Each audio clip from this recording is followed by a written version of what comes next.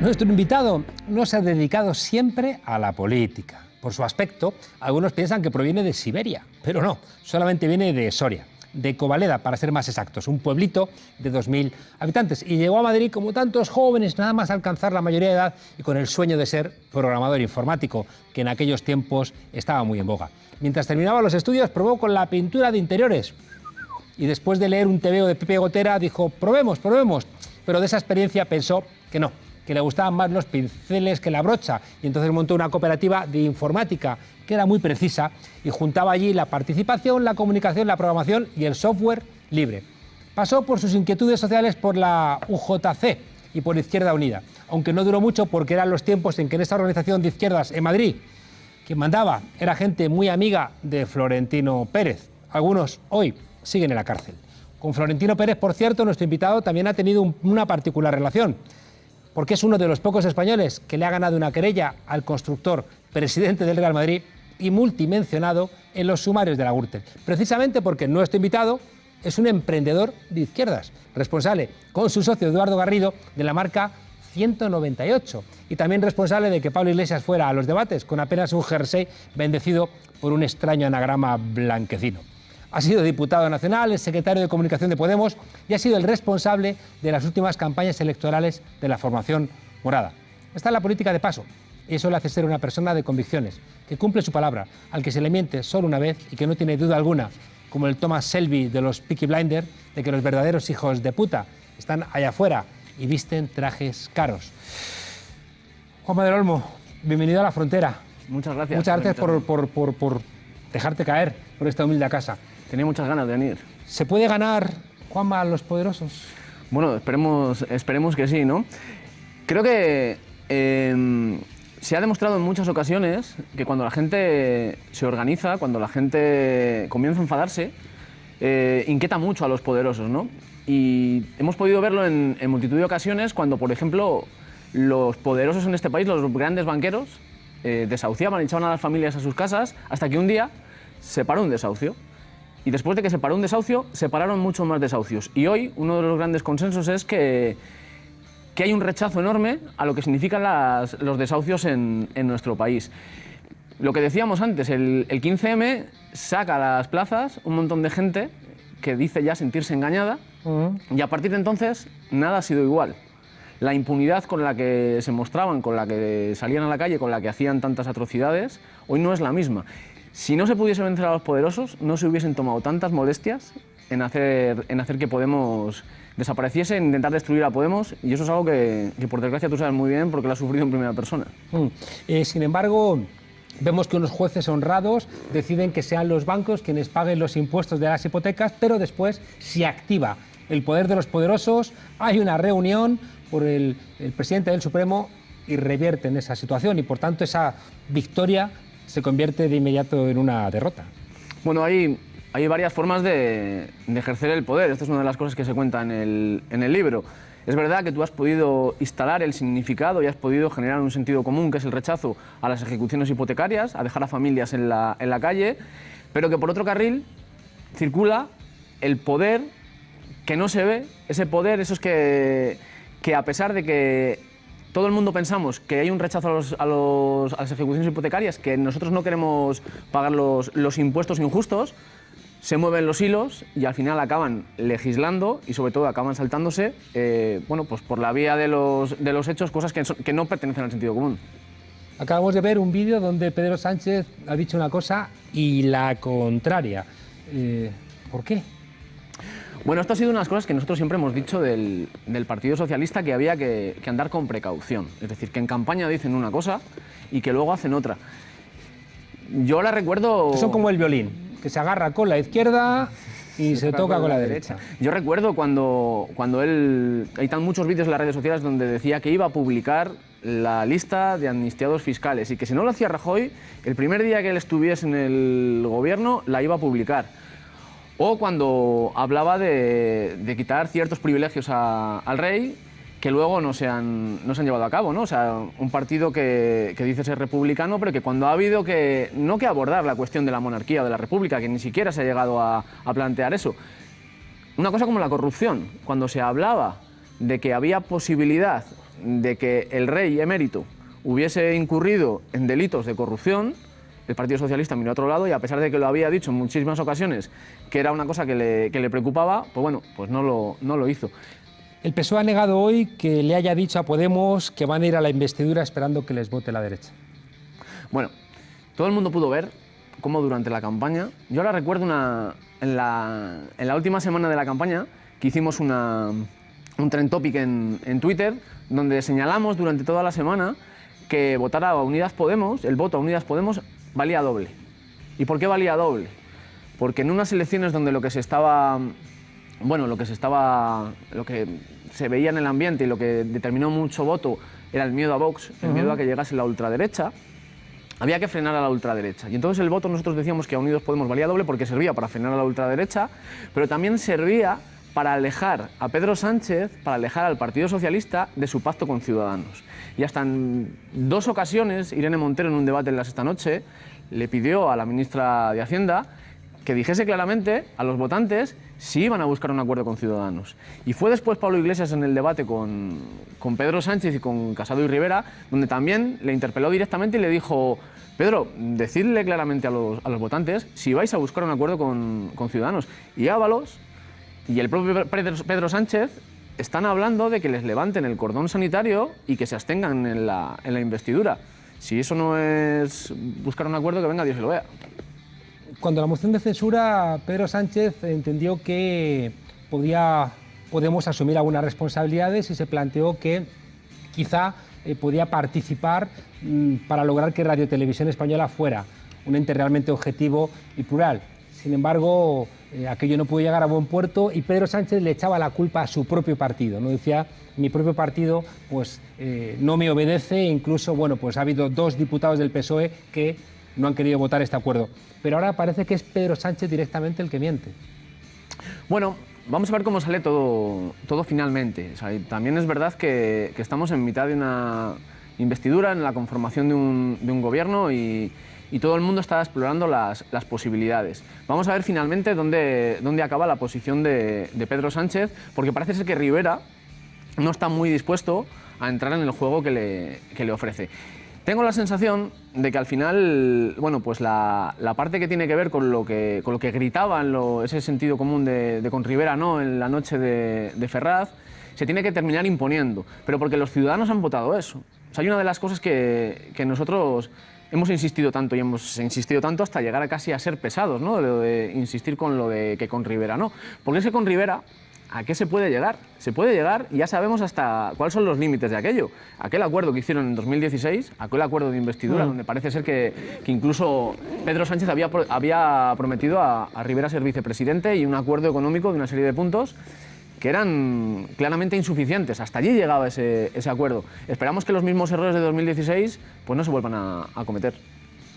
En la campaña electoral ha sido determinante pues la información que publicaba Hoy Sabemos, Policía Política, organizada por el Partido Popular, por Fernández Díaz, tolerada por todo el entorno del gobierno, quizá apoyada en algunos momentos, no se sabe, quizá incluso por el CNI. En cambio, no ha habido un escándalo en España por esa policía política. ¿Qué ha ocurrido? Bueno, pues precisamente por lo mismo, por lo que tampoco ha habido un escándalo en el municipio de Madrid, porque Begoña Villacís haya utilizado una empresa pantalla para no pagar impuestos. O por lo que tampoco ha habido un escándalo por lo que mencionábamos antes, porque el rey emérito haya estado utilizando las comisiones para hacer negocios y hacerse millonarios y el privilegio que le da las relaciones de la corona.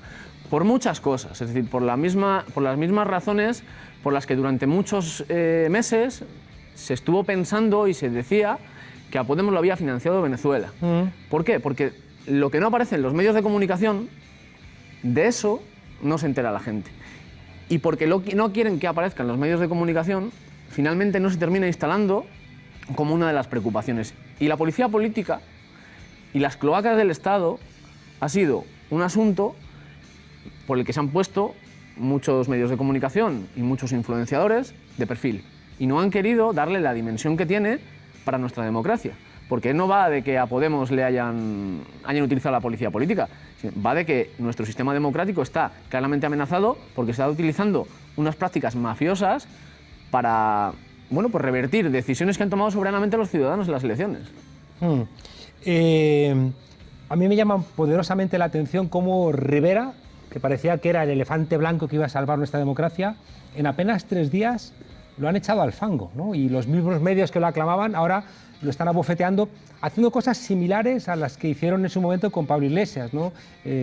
Fomentar divisiones internas, dimisiones, amenazas, acusaciones de tergiversar el ideario del partido. ¿Los medios de comunicación tienen tanto poder en España? Bueno, yo creo que hay muchas formas de ejercer el poder, lo decíamos antes. Una de las formas de ejercer el poder es esa presión, ¿no? Esa presión mediática mediante la cual se intenta convertir en algo bueno para España una decisión interesada de ciertos sectores, en este caso de los sectores económicos, que verían con buenos ojos el pacto de Pedro Sánchez con Albert Rivera. ¿Qué pasaba entonces con esto? Que en 2016 vieron que ejercer esa presión desde los medios de comunicación y desde otros lugares como las de las cloacas del Estado no les funcionó con Podemos. Y nosotros por eso decimos que es tan importante que un partido político no se financie con créditos bancarios. Nosotros en nuestro programa electoral llevamos la prohibición de que las campañas electorales se financien con créditos bancarios. Nosotros en nuestro programa electoral decimos que no es sano y que no habría que dejar que los bancos fueran propietarios de los medios de comunicación. ¿Por qué? Porque cuando un partido es preso de esas decisiones, tanto de verle dinero a los bancos o de verles favores a los medios de comunicación, entonces ahí las presiones sí funcionan. Y las presiones que no funcionan con nosotros porque no teníamos ninguna de esas dos ataduras, vamos a ver si con Rivera funcionan. Tú enfrentaste la última campaña electoral cuando el poder también se había ya rearticulado, ¿no? Es decir, el nacimiento de Podemos les pilla de alguna manera con el pie cambiado, pero después reaccionan y tú tienes que enfrentar una campaña electoral cuando ya todo el poder tiene claro que su objetivo es batir a Podemos. ¿Cómo enfrentas esa campaña electoral? Bueno, fue un momento muy complicado, ¿no? Todo el mundo sabe que la entrada en la campaña electoral venía precedida por pues acontecimientos que no eran nada favorables a que pudiese afrontarse la campaña en unas condiciones normales. Nosotros identificábamos una cosa que luego se demostró cierta, y es que todo el tiempo que habíamos estado con las batallas internas que se habían emitido como si fuesen un reality show en los medios de comunicación, toda esa época de discrepancias, esa magnificación de algunos hechos políticos, habían fragmentado la identidad del partido político. Una de las cosas más importantes que tiene un proyecto político es su identidad. Y la identidad de Podemos estaba fragmentada, se había difuminado. Y en la campaña había que utilizarla para volver a recuperar una identidad de Podemos. Y por eso fue una campaña que levantó la intensidad desde que Pablo entra en campaña y hace aquel discurso tan valiente donde estamos señalando algunas cosas que son obvias, pero que levantaron tantas ampollas. Nosotros hablábamos de que los medios de comunicación y que los dueños de los medios de comunicación mandan más que cualquier diputado. Aquello provocó en mitad de la campaña pues un revuelo y que muchos se sintiesen ofendidos con la afirmación. Hablábamos de que las multinacionales están contaminando el planeta y solo pagan una multa, de que las empresas no pagan los impuestos y se llevan la riqueza a paraísos fiscales, y hablábamos de que los diputados realmente no mandan mucho. De que los diputados tienen sus limitaciones con los poderes que no se ven. Aquello sirvió para recuperar la identidad de Podemos, con una cosa muy sencilla, decir la verdad.